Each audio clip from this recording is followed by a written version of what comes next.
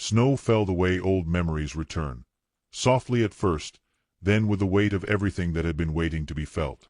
It gathered along the faded shingles of Eliza May Calder's lonely cabin, turning the abandoned edges of the world into a muted, white hush.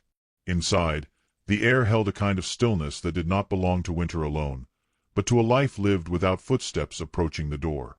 The single window flickered with the fragile glow of a kerosene lamp, a light so faint it seemed unsure of its own purpose, as if even fire forgot what warmth was meant for in that forgotten place. Eliza moved through her cabin the way a ghost might cross its final haunt, quietly, gently, careful not to disturb the thin peace she had managed to build from scraps. Her coat hung beside the door, worn to the color of old oatmeal, and she touched it every morning before stepping outside, as though asking permission to face the world again. She wrapped it around herself and stepped into the cold, her breath rising like a prayer that dissolved before reaching the heavens. Her days were crafted from repetition. She gathered firewood in small bundles that barely warmed the stove. She boiled snow for water. She mended the same patched shawl by candlelight. There was no cruelty in her routine, only a steady kind of survival that came from being forgotten long enough to believe one must not ask for more. Townsfolk passed her path sometimes, a wagon wheel creaking, a rider's horse snorting frost, but no one slowed to speak. Someone once said she liked being alone. Someone else said she'd driven her family away. Gossip, once thrown into wind, never dies. It simply circles long enough to shape the truth no one questioned. Still, Eliza held her chin with a tender sort of grace. She did not resent the town. She simply no longer expected anything from it. On Sundays, she heard the church bell through the pines, a hollow ring that reached her like a reminder she had never been invited to Christmas dinners or community suppers. The bell carried warmth meant for others, and she learned to nod politely at the sound, as if acknowledging a world that had long ago closed its door to her. On this particular morning, the sky wore a color so pale it looked washed clean by sorrow. Eliza's gloves, thin as onion skin, let the cold bite her palms while she lifted another branch onto her small pile of firewood. Her breath trembled. Her lips were cracked. Her hair had loosened from its braid, stiffened by icy wind. She paused at the tree line, staring toward town where smoke from dozens of chimneys rose in cheerful plumes. Christmas was 2 days away. She wondered if they still decorated the church with pine garlands. She wondered if children still sang on the steps, cheeks flushed with laughter. She wondered if anyone noticed she had not stepped inside a store for over a month. She pressed her fingers to her coat, feeling the frayed seam she hadn't had thread to mend. Shame was a quiet companion, never loud, but always near. She whispered to no one, "I'll make it through another winter. I always do." Saying it aloud made it feel possible, and she turned back toward her cabin, wood piled against her chest. The snow deepened around her boots, swallowing each step as though erasing where she had been. Inside, she knelt beside the stove, coaxing a small flame from stubborn logs. As sparks rose, her face softened with relief. Light always softened her features, revealing the gentle beauty time and hardship hadn't managed to erase. She held her hands close, letting the warmth sting her skin in that painful, healing way frost-kissed flesh responds to mercy. She sat on the edge of her cot, knees drawn close, and listened to the wind press its cold palms against the cabin walls.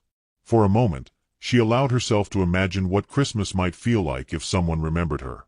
A knock on the door. A shared meal. A gift not out of pity, but out of care. But dreams like that were dangerous. They made the loneliness sharper when they faded. So she let the thought drift away like smoke slipping through rafters and steadied her breath. Afternoon crept in. Light thinned. Shadows climbed over the floorboards like slow water. Eliza rose to refill her lamp before night swallowed the room, yet even as she moved, she felt that familiar ache inside her chest, the ache of wanting connection but fearing what someone else's gaze might reveal. People had judged her long before they ever knew her, and she had learned to live invisible so she would never again feel the sting of being unwanted while standing fully in sight. By dusk, snow thickened into a steady curtain. She folded herself into her coat and stepped outside once more to check the woodpile. The wind tugged at her braid, lifting strands that shimmered with frost. Her breath rose in soft clouds. And then, unexpectedly, she paused. Tracks, large ones, cut through the snow near the far pine. Not wagon tracks, Boot prints. Heavy. Deliberate. Someone big. Someone who had walked toward her cabin rather than away from it. Her heart beat faster, though not from fear alone. No one came this far without purpose. She scanned the trees, but the forest offered only silence. The prints were fresh, filled with barely settled snow. Whoever had made them had been here moments ago, perhaps watching, perhaps deciding whether to knock. Eliza swallowed hard. Her pulse fluttered like wings trapped behind bone. She backed toward the cabin, unsure whether to call out or hide. Inside, she closed the door gently, leaning against it as if bracing for a truth she was not prepared to meet. Her breath trembled in the cold air. Her mind replayed the size of the prints, the depth of them, the slow, confident pattern. Not the steps of a stranger passing through. The steps of someone who had stopped. Someone who had lingered. And as she pressed her palm over her heart, steadying the trembling there, she did not yet know that the one who left those tracks, a giant of a man with snow on his shoulders, would return before dawn carrying something she had never expected to receive, a Christmas meant for her. The storm had not yet settled when Jonah Whitlock rode along the timberline, guiding his mare with the careful steadiness of a man who had learned to move through the world quietly. Snow clung to his hat brim and gathered across his shoulders, softening the broad silhouette that once intimidated ranch hands and unsettled townsfolk who mistook silence for severity. Jonah did not correct their assumptions. He rarely corrected anything spoken about him. Words, once released, tended to drift far beyond a man's reach. But he held his truth close the way others held their breath in winter, tight, disciplined, and mostly unnoticed. His route that evening was not accidental. He took the long way home, skirting the path near the old Calder cabin, though he told himself it was only to check the fences. In truth, he had begun noticing the faint glow from Eliza May Calder's window long before he realized he was looking for it. He'd seen it flicker during storms when most lamps were already out. He'd seen it steady during harsh winds that made his own walls groan. That small, stubborn flame felt like a heartbeat he didn't know he was listening to until the night it almost went dark. Jonah had paused then, reins slack in his hands, squinting through the gusting snow. When the light returned, dim but present, he felt an unexpected relief move through him. It was strange, he thought, how a life could remain invisible to a town yet become unmistakable to one pair of watchful eyes. He never approached the cabin. Respect held him back, or perhaps fear of disturbing whatever fragile peace Eliza had built around herself. Still, he took note of things. The thin smoke from her chimney, the way her woodpile shrank too quickly, the hesitant footprints she left near the creek. He had a knack for observing small details, a skill shaped by years of listening more than speaking. When he reached his ranch gate, the cold wind shoved at his coat, reminding him he should hurry inside. But his thoughts stayed behind near the quiet cabin. He tied his horse, stomped snow from his boots, and stepped into the warm hush of his home. The fire he'd banked earlier was still burning, casting coppery light across the wooden walls. His chair waited beside the hearth, the same place he'd sat through winters thick with memory and silence. He hung his coat, rubbed warmth back into his hands, and tried to shake off the feeling that someone out there, someone fragile, someone alone, was being swallowed by a winter too hard for one set of shoulders to carry. Jonah poured himself a cup of strong coffee and sat, letting the heat seep into his palms. The ranch was quiet except for the faint pop of settling wood. He should have felt the comfort of stillness, but instead he experienced a tug, subtle at first, then undeniable. A memory surfaced, a promise he once made to someone now buried beneath stones and seasons. Don't turn away from people who need help, Jonah. Even if they act like they don't. He exhaled slowly, the breath long and threaded with the ache of loss. Winter had a way of pulling old wounds to the surface, letting them sting just enough to remind a man he was alive. The next morning, he rode into town for supplies. The general store was warm, bustling, filled with the usual pre-Christmas frenzy. Parents buying sweets, ranchers stocking up before the roads iced over. Jonah moved through the aisles with purpose, keeping to himself. Mrs. Harlan Pike whispered something to Deputy Reed, both of them glancing his way before pretending they hadn't. Jonah neither bristled nor bowed. He had grown immune to being misunderstood. Yet today, their chatter thinned into silence the moment he reached for a bundle of woolen cloth. Soft, modest, The kind meant for a woman who needed warmth more than decoration. "Buying gifts, Jonah?" Mrs. Pike asked, her voice stretched with curiosity rather than kindness. "For Christmas," he replied simply, the words measured, offering no elaboration. "Who for?" she pressed.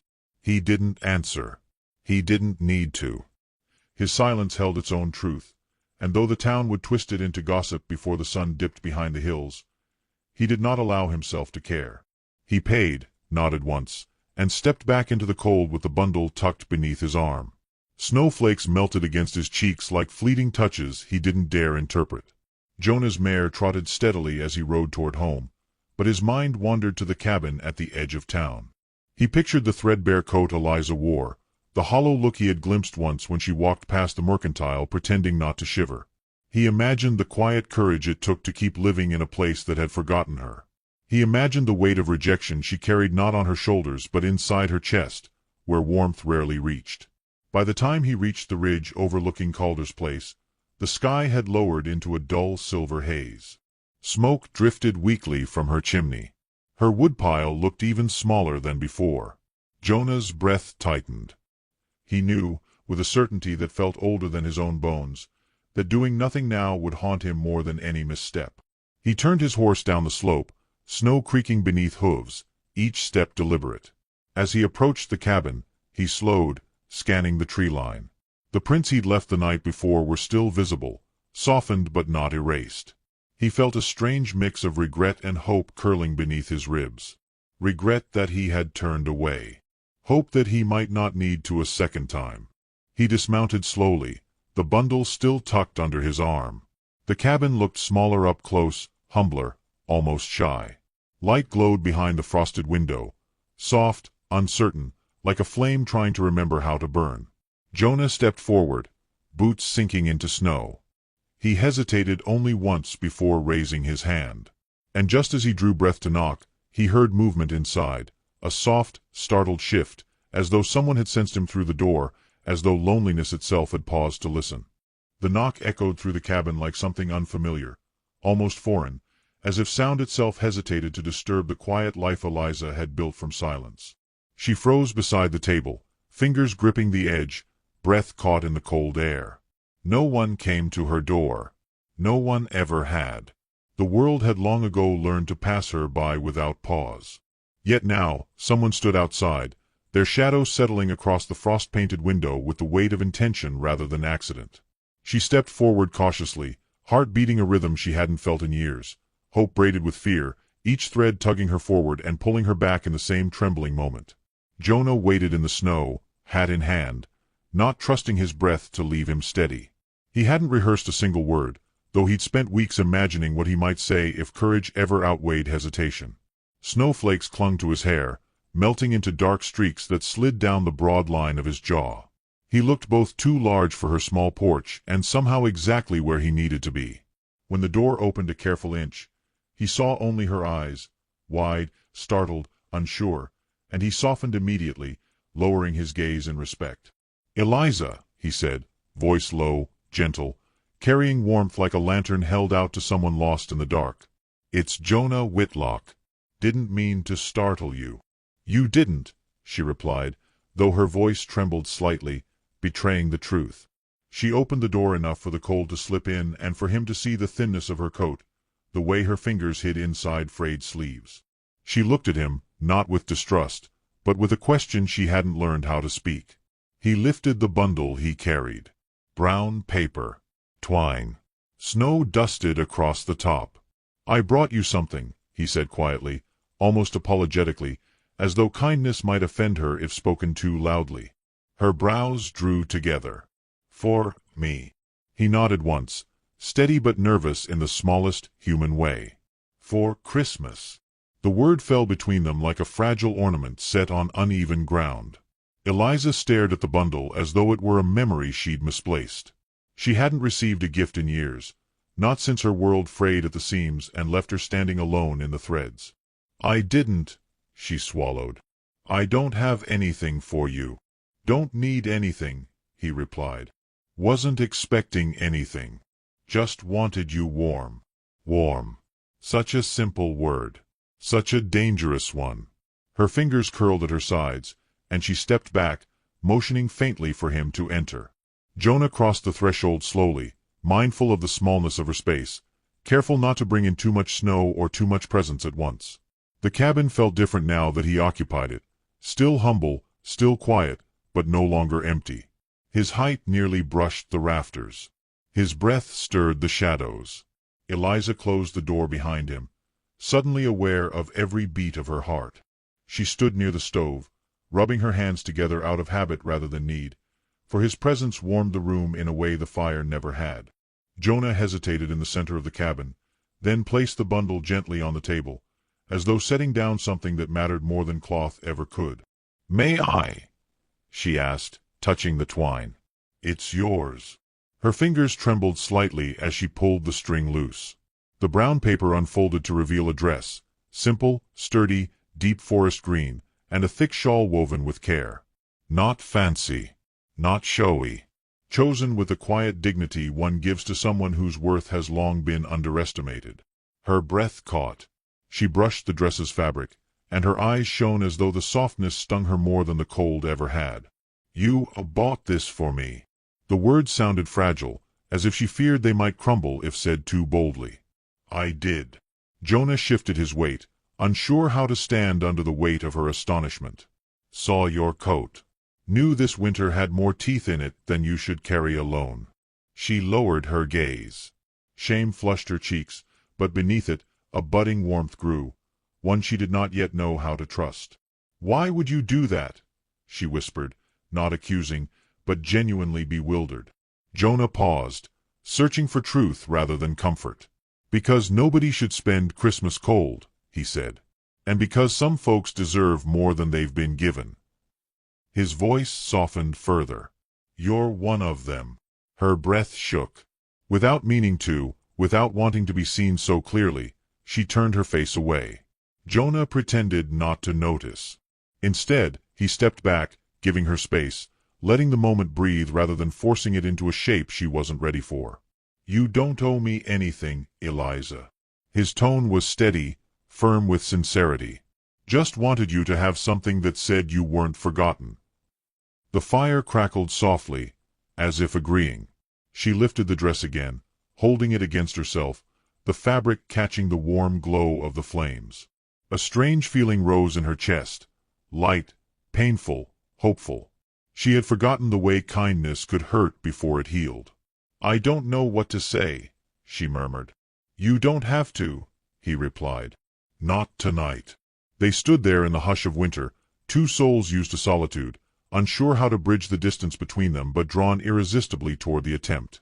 Jonah watched her carefully, not with hunger or expectation, but with a steady patience she had never known from another human being. Outside, snow thickened. Wind brushed against the window like a restless traveler seeking shelter. Jonah took a small step toward the door, sensing her overwhelm. "I'll head out," he said softly. "Didn't mean to stay long." Eliza looked up quickly, almost instinctively. The idea of him leaving carved an unexpected hollow inside her. She said nothing, but the silence between them shifted, subtle, tentative, full of something new. Jonah reached for his hat, then hesitated. "If you need anything, anything at all, you knock on my door. Don't matter the hour." She nodded, though her voice refused to rise. He lingered only a second more, long enough to offer her one final, gentle look, a look that told her she hadn't imagined any of this, that kindness could still find her in a world that had once turned its back. And then, as his hand touched the doorknob, something outside moved, heavy, deliberate, close enough that both of them felt a subtle tremor beneath the floorboards. The sound outside did not repeat, but its echo lingered in the wooden bones of the cabin, humming just enough uncertainty into the air that both Jonah and Eliza held still. Jonah's hand tightened around the doorknob, his posture subtly shifting, not alarmed, but guarded, the way a man accustomed to protecting others prepares without making a scene. Eliza took a step closer, instinct more than decision, as if drawn toward the one presence in her life who did not bring danger. The silence that followed was thick, snow-muted, watchful. Finally, Jonah cracked the door open just enough to peer through. Wind swept in, sharp and icy, brushing against their ankles like something alive. Nothing moved in the dark beyond the threshold. Only falling snow, branches swaying, the hush of winter pretending innocence. He eased the door shut again, slower this time, as though sealing in the warmth between them. It was probably just the storm shifting the pine roots, he murmured, though he wasn't entirely convinced. Eliza could hear the slight tension underneath his calm, a taut string pulled but not breaking. Her breath released in a small, trembling sigh. When he turned back toward her, his expression softened, the worry melting into something gentler. "You're safe," he said, steady and certain. "You're not alone tonight." The words landed in her chest with the weight of a truth she hadn't expected to experience again. She nodded, unable to speak, the fire's glow flickering like hope practicing how to stand. Jonah glanced at the dress on the table, the shawl folded neatly beside it. "If you're willing," he said quietly, "I thought maybe you might join town for Christmas service tomorrow." His voice carried no assumption, no pressure, just an offering made with care. Eliza felt her stomach tighten. The thought of standing among people who once erased her with glances, whispers, and silence made her pulse race. "I haven't been in years," she whispered. "They won't want me there." Jonah shook his head gently. "You come because you choose to, not because they choose you." He paused. "Let me stand with you. Folks behave better when they don't think someone's alone." A soft flush warmed her cheeks, not from embarrassment, but from the strange, unfamiliar safety he created simply by speaking. She looked at the dress again, running her thumb along the hem as though memorizing the fabric. "I don't know if I remember how to be seen," she admitted. Jonah stepped closer, not crowding her, but offering presence the way others offered warmth. "Then let them see you with someone who does," he replied. "That'll be enough." His confidence wasn't loud. It was quiet, grounded, real. It made something inside her shift, like a door long rusted finally remembering it can open. She drew a long breath. "I'll try," she said finally, the words soft but brave. His smile, small, rare, unpolished, flashed like a lantern lifting in the dark. "That's all I'd ask." He glanced toward the stove. "Before I go, let me add more wood. You'll sleep warmer." Eliza tried to protest, but he was already kneeling, feeding the fire with slow, practiced care, the flames brightening as though responding to him. Something about watching Jonah perform simple tasks felt tender, his hands steady, his movements respectful of her space, his silence never heavy. It had been so long since anyone had done anything for her without expecting something in return. When the fire crackled with new life, he rose and brushed ash from his palms. "I should head back," he said, though neither of them moved. "Storm will lay deeper tracks if I wait too long." Eliza stepped toward the door almost unconsciously, as if drawn by a thread she didn't know had been tied to her. "Thank you," she whispered, and the words carried a depth beyond gratitude, an echo of loneliness relieved, if only briefly. Jonah nodded once, the gesture firm but warm. "I'll be by in the morning." He opened the door, letting a gust of cold rush in before stepping out into it. She watched him descend the porch steps, snow crunching beneath his boots, his tall frame dimming into the winter dusk like a guardian fading into legend. Inside, the cabin felt changed, not louder, but less hollow. She touched the dress again, unfolding it fully now, letting the color spill like a forest reborn across her hands. She held it against herself and turned toward the dim window, imagining how she might appear among others. She considered leaving the shawl for tomorrow, but her fingers clung to it, pulling it close to her chest as though it held warmth even before she wore it. Night deepened. The fire glowed steady. Eliza lay down, shawl draped over her shoulders, unsure whether sleep would come. But exhaustion and something softer, trust, maybe, pulled her under. She dreamed of footsteps that didn't turn away, voices that didn't fade, a door opening rather than closing. Some time later, a faint noise stirred her. Not loud, not threatening, just enough to break the thin veil of sleep. She sat up slowly, the cabin dark except for embers pulsing like fading stars. For a moment, she thought the wind had shifted again, pressing against the walls. But then she heard it, a soft crunch of snow outside, deliberate, too measured to be the storm. She held her breath. The sound came again. Not hurried. Not careless. Her eyes drifted toward the window, where moonlit frost shimmered. A silhouette passed by, slow, unmistakable, not Jonah's. The shape was too tall, too thin, edging toward the door with a caution that felt nothing like the steady, respectful weight Jonah carried. Eliza's heart hammered. She reached instinctively for the shawl, clutching it around herself like armor. A shadow paused at her porch, the faint outline visible through the frost-coated glass. The cabin seemed to shrink around her, every breath loud in her ears. Whoever stood outside did not knock, did not speak, only lingered, as though deciding whether to come closer, or whether they already had a claim to something inside. And in that trembling silence, Eliza realized the winter had brought more than one visitor to her door. Eliza did not move at first. Fear held her as still as frost clinging to the window. The shadow drifted across her porch again, long and searching, as if mapping the shape of her small existence.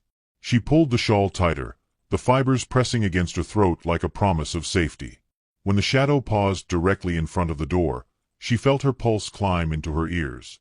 Whoever it was stood too close, too quietly, the way danger behaved when it wanted to be mistaken for wind. She backed toward the stove, unable to decide whether to call out Jonah's name or bite down on her voice and pray the stranger left on their own. But before she could choose, the crunch of heavy snow echoed from a distance, growing louder, firm, grounded. A horse's snort cut through the silence. A man's boots followed.